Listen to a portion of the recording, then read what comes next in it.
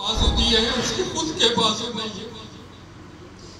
और कह रहा है अगर मेरे बाजू होते तो तेरे बाजू कभी ना कटते, अगर मेरे बाजू होते तो तेरे बाजू कभी ना कटते। तेरे बाप ने तेरी ये हालत, मेरे इस हाल को देखकर करिए जो अहले बैत का दुश्मन है। मैंने तुझे बाजू अता किए लेकिन मेरे पास खुद बाजू नहीं है। ये कहकर वो नकाबपोश चले गए। जब ये करबला के मैदान के अंदर घोड़े से गिरे थे मौला अब्बास, आप जानते हैं कि अगर इंसान के बाजू ना हो और किसी ऊंचाई से वो गिरे तो किस तरीके से गिरता है। मौला गाजी अबुल फजल अब्बास जो बगैर बाजू के थे, और आप सोचे तसव्वुर करें कि मौला अब्बास किस तरह सीट से जमीन पर आए होंगे। उनको सहारा भी नहीं मिला बाजुओं का, और वो मुंह के बल जमीन पर गिरे। जालिमों ने इतने तीर मारे कि मशकीज़ा भी बह गया, मौला अब्बास के बाजू भी कलम हो गए। जब शहादत मौला अब्बास करीब आई, उन्होंने अपने आका को पुकारा, आका आका मेरी मदद को आए, आका मेरी मदद को आए। जब मौला हुसैन मौला गाजी अबुल फजल अब्बास के पास पहुंचे तो उन्होंने देखा कि मेरा भाई जख्मी हालत में पड़ा।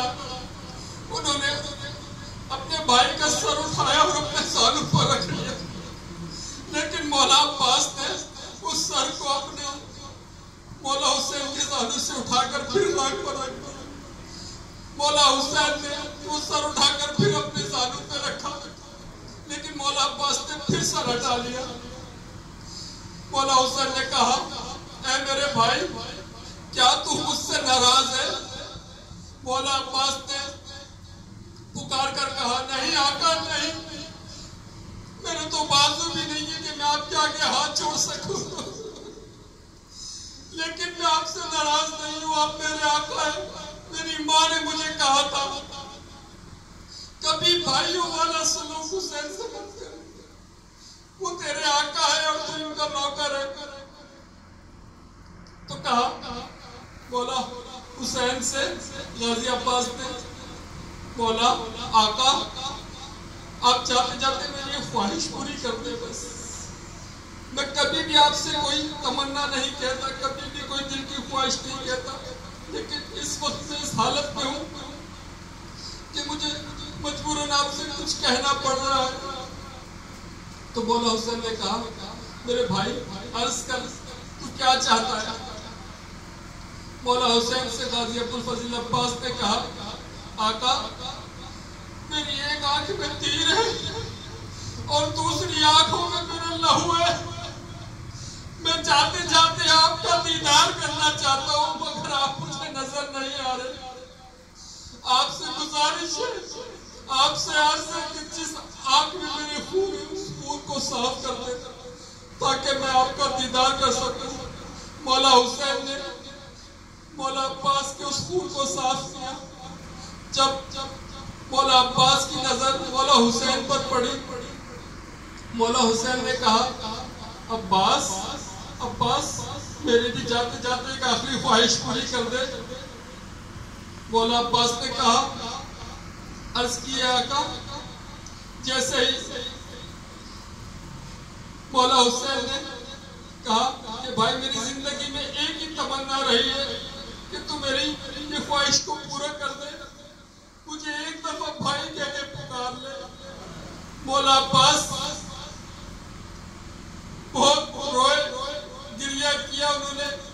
नहीं आका, मेरी माँ ने हुक्म दिया था कि कभी मुझको भाई ना कहना, कभी अपने आका को भाई मत कहना, गुलाम बनकर रहना। जैसे ही मौला हुसैन ने इमाम बनते हुए हुक्म मौला अब्बास को दिया, लेकिन मौला अब्बास के जिस्म से रूह परवास कर गई थी। मौला अब्बास इस दुनिया से रुखसत हो चुके थे। मौला हुसैन ने किस तरह जवाब भाई का लाशा उठाया होगा, और मौला अब्बास का हुक्म था, मौला अब्बास की आखिरी ख्वाहिश थी कि मेरे लाशे को खैबों जाना। सकीना से मैं वादा कर आया था कि मैं पानी लेकर आऊंगा, लेकिन मौला हुसैन ने मौला अब्बास का आलम लिया और खैमों की तरफ बढ़े।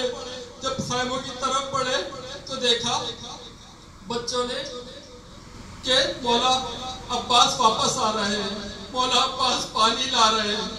तो जैसे ही मौला हुसैन के हाथों में वो अलम देखा और मशकीला छिदा हुआ देखा, बच्चों की हाथों से कूदे छूट गए, बच्चों की आस टूट गई, बच्चों की आस टूट गई कि अब हमें पानी कोई नहीं पिलाएगा। मौला चचा अब्बास, सकीना कह रही थी चचा अब्बास आप तो वादा कर गए थे कि मुझे पानी पिलाएंगे, मगर आपका अलम खून में देखकर मुझे यकीन हो गया कि जो भी इस मैदान में गया है वो वापस नहीं आया। अब मैं किसी से पानी नहीं मांगूंगी। पूरे करबला से शाम तक, शाम से कूफा तक ये सफर करती रही, मगर कहीं पानी ना मांगा। और जब यजीद के दरबार में पहुंची जनाबे सकीना, यजीद के दरबार में जब उनकी गर्दन रस्सियों से बंधी हुई थी तो यजीद से कहती है कि यजीद तूने सबको शहीद कर दिया, मेरी ख्वाहिश है कि मुझे मेरे बाबा का सर मुझे दे दे, मेरे बाबा का सर मुझे दे दे। तो यजीद ने